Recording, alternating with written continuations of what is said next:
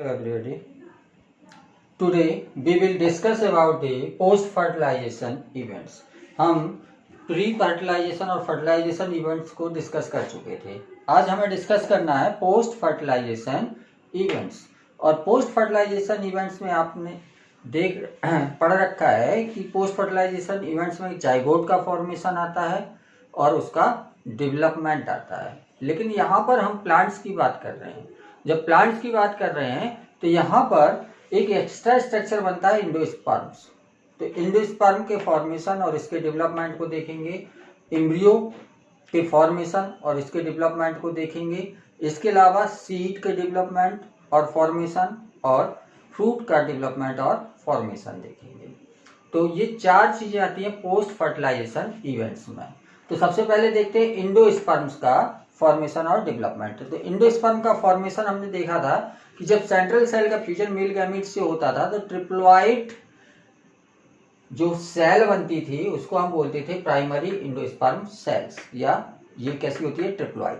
Primary endosperm sales, ये इसमें regular mitosis division होगा और ट्रिप्लॉइड इंडोस्पर्म टिश्यू का फॉर्मेशन हो जाएगा.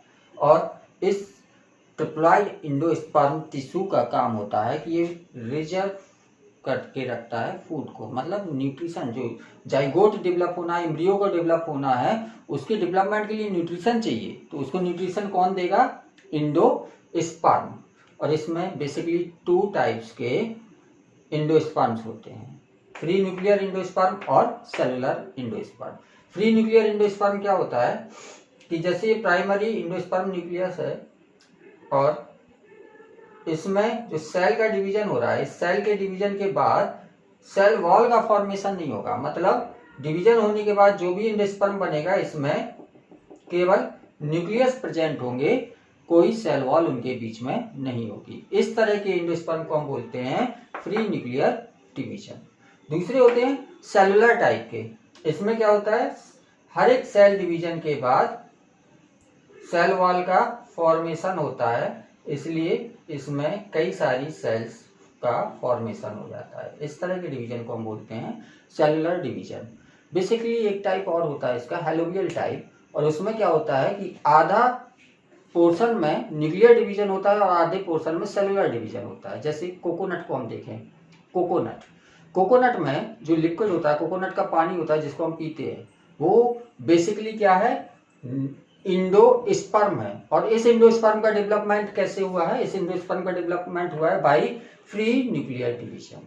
इसमें केवल न्यूक्लियस होंगे, साइटोप्लाज्म होगा और न्यूक्लियस होंगे, और उसके चारों ओर जो कर्नल होता है जिसको हम गरी का गोला बोलते हैं, वो सेलुलर इंडोस्पर्म होता है.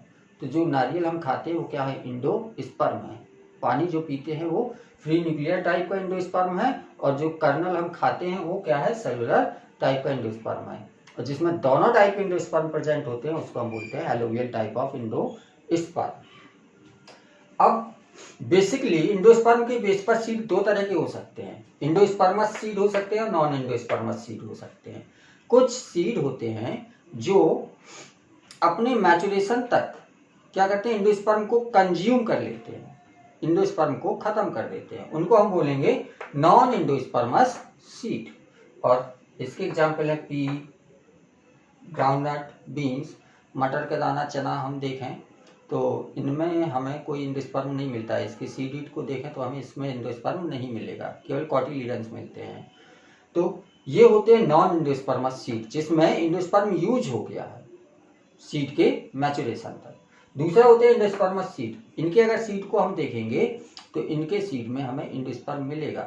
ये यूज नहीं होता है, बल्कि आगे चल के जब सीड का जर्मिनेशन होता है तब इसका यूज होता है. जैसे कैस्टर और कोकोनट, इनमें इंडोस्पर्म बाद तक प्रेजेंट होता है.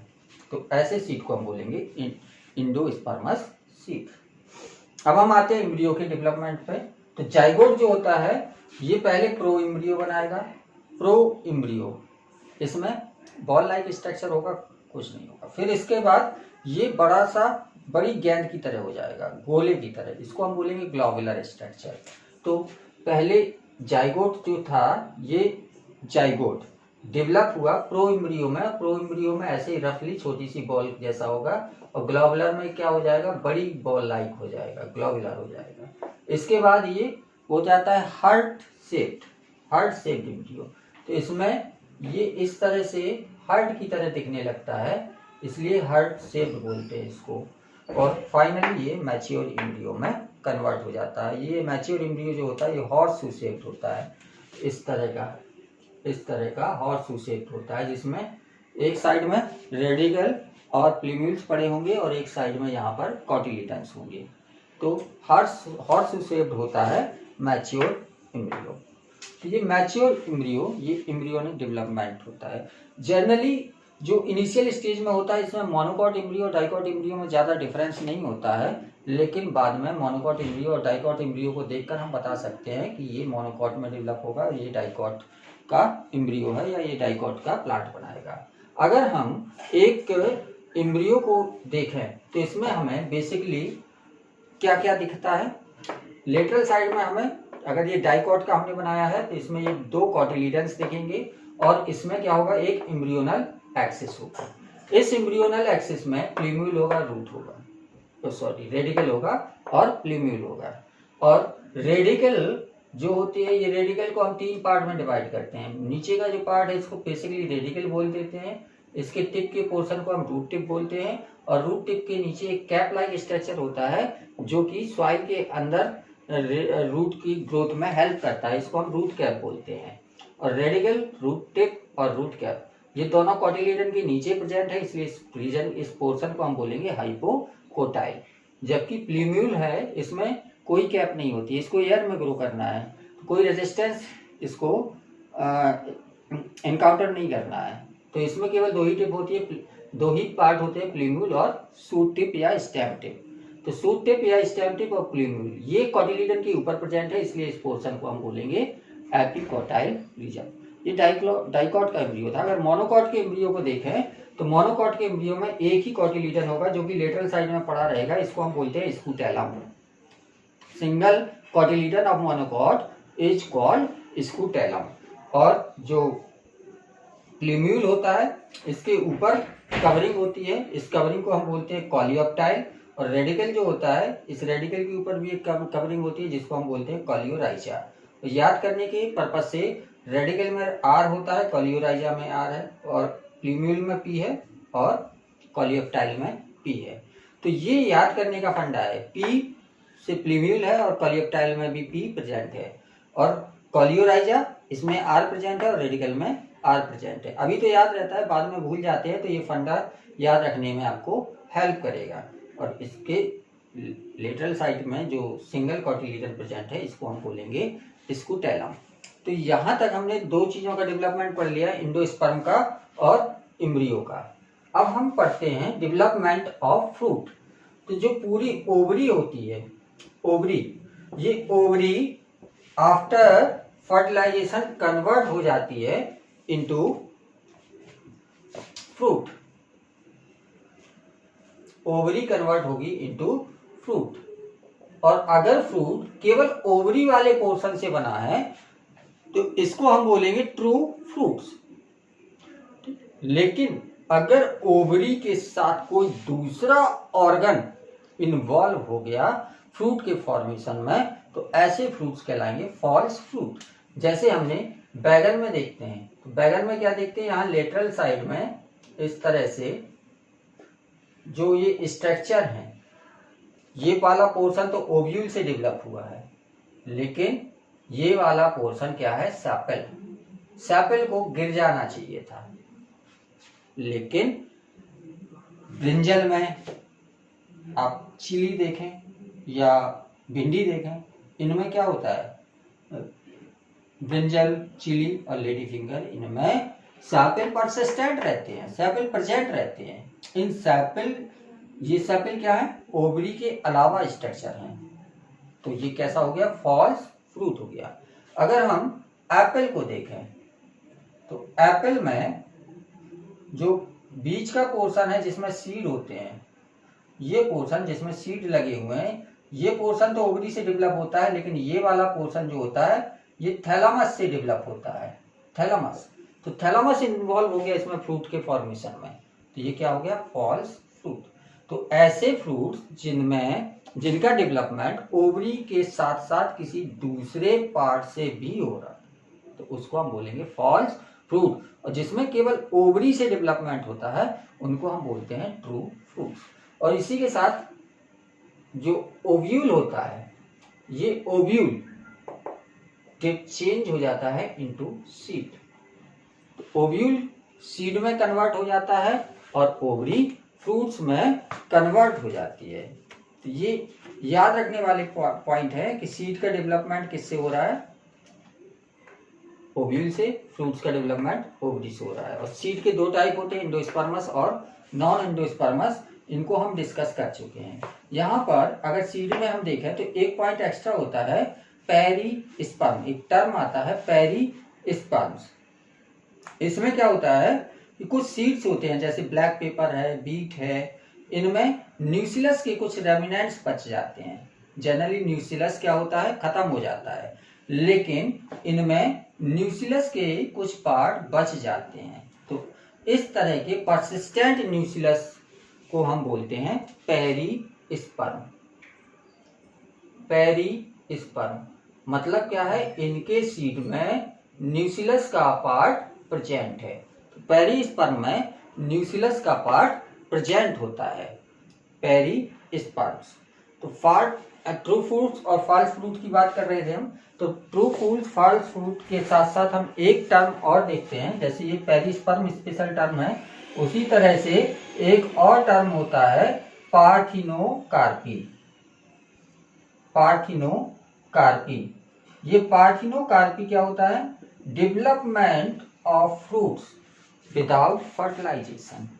अभी तक हम देख रहे थे कि जितने भी फ्रूट्स का डेवलपमेंट हो रहा है ये कैसे हो रहा है, पोस्ट फर्टिलाइजेशन इवेंट्स के थ्रू, फर्टिलाइजेशन के बाद। लेकिन अगर हम आर्टिफिशियल तरीके से या नेचुरली किसी तरीके से किसी फ्रूट का डेवलपमेंट हो रहा है विदाउट फर्टिलाइजेशन, तो इस प्रोसेस को हम बोलेंगे पार्थिनोकार्पी। और पार्थिनोकार्पी यहाँ डिस्कस कर रहे हैं तो एक और टर्म इससे मिलता जुलता होता है, पार्थिनोजेनेसिस। पार्थिनोजेनेसिस भी यही है कि किसी एनिमल का डेवलपमेंट हो विदाउट फर्टिलाइजेशन, तो उसको हम बोलेंगे पार्थिनोजेनेसिस। और फ्रूट्स का डेवलपमेंट हो रहा है विदाउट फर्टिलाइजेशन, तो इस प्रोसेस को हम बोलेंगे पार्थिनोकार्पी, और ऐसे फ्रूट्स को हम बोलते हैं पार्थिनोकार्पिक फ्रूट। एक टर्म हमने आपको बताया था एम्फीमिक्सिस। एम्फीमिक्सिस, ये एम्फीमिक्सिस में क्या होता है, जब दो गैमीट आपस में फ्यूज करते हैं तो इसको हम बोलते हैं एम्फीमिक्सिस। लेकिन जब फ्रूट्स का डेवलपमेंट होना है विदाउट फर्टिलाइजेशन होना है तो यहाँ पर एम्फीमिक्सिस टर्म नहीं यूज करेंगे, यहाँ पर टर्म यूज करेंगे एपोमिक्सिस। एपोमिक्सिस, तो एपोमिक्सिस क्या है, formation of seed without fertilisation, seed का फॉर्मेशन बिना फर्टिलाइजेशन के। और एक और टर्म है पॉली इम्ब्रियोनी। पॉली इम्ब्रियोनी, नाम से पता चल रहा है, पॉली मतलब कई, इम्ब्रियोनी मतलब इम्ब्रियो। जनरली हमने देखा था एक ही इम्ब्रियो डेवलप होता है, एक फ्रूट में या एक ओवरी में, एक कार्पेल में एक ही इम्ब्रियो डेवलप होता है। जब किसी कार्पेल में एक से ज्यादा इम्ब्रियो का डेवलपमेंट हो जाए तो इस प्रोसेस को हम बोलेंगे पॉली इम्ब्रियोनी। ये कैसे होता है कि जो ओव्यूल है,